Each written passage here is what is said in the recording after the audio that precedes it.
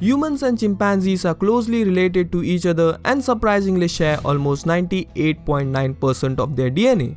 Does it mean that mating between these two species will produce some hybrid like Humanzee or something?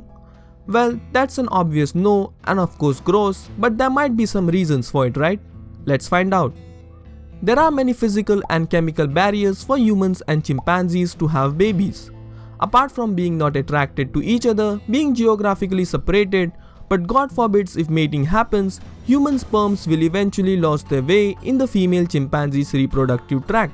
In mammals, when the egg is released, it is surrounded by a loose group of follicle cells. These cells release a chemical signal which kind of provides direction to the sperm. If the signal is not correct, the sperm fails to find the egg in the first place.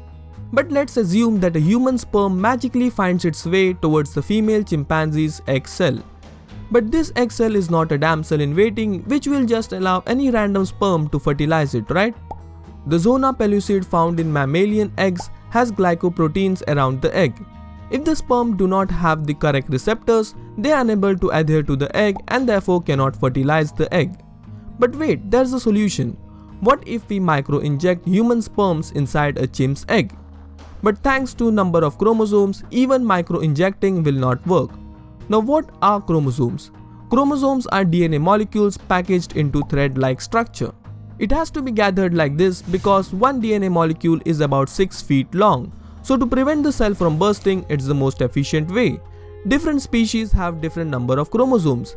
We humans have 23 pairs of chromosomes, that's total 46. 22 pairs look the same in the male and female and are called as autosomes, whereas the 23rd pair is the sex chromosome which differs between male and females. Males have one X and one Y chromosome, whereas the females have 2 copies of X chromosomes. A human sperm and egg each have 23 chromosomes. When a human sperm and a human egg combines, a zygote is formed which has total 46 chromosomes. Now back to our story. The situation is we just micro-injected a human sperm inside a chimpanzee's egg cell. As we all know, human sperm contains 23 chromosomes, but a chimp's egg contains 24 chromosomes. When they combine, we get a hybrid cell which will have 47 chromosomes. Further, the cell starts to duplicate every chromosome and the number becomes 94. When the duplication is done, the cell starts to split itself to half. Now here comes our hero. A protein called microtubules search for the duplicated chromosomes so that they can pass it to the daughter cell. These proteins, in case of chimpanzees, precisely look for 48 chromosomes. If they find any missing or extra chromosome, the whole process is terminated. In our case, there are missing chromosomes, and since microtubules cannot find those missing chromosomes, it stops the cell division process and orders the cell to kill itself. This is called as apoptosis. So thanks to all these checkpoints and barriers, we don't see human chimp babies running around and creating a mess. Actually speaking, hybridization is possible if two animals have similar genetic structure and are within 1 or 2 chromosomes of one another. For example, a female horse and a male donkey can interbreed and we get a mule. A male lion and a female tiger and we get this, a liger. There are even speculations that suggest that we are already a hybrid species. Modern humans interbreed with Neanderthals and thus Europeans and Asians have 1 to 4% of their DNA from Neanderthals.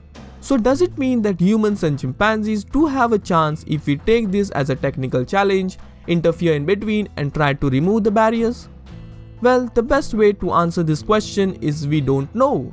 Creating a halfway between a human and a chimpanzee, although it sounds fascinating, is surely a crazy and an unethical idea. So stop trying, you'll land yourself in jail.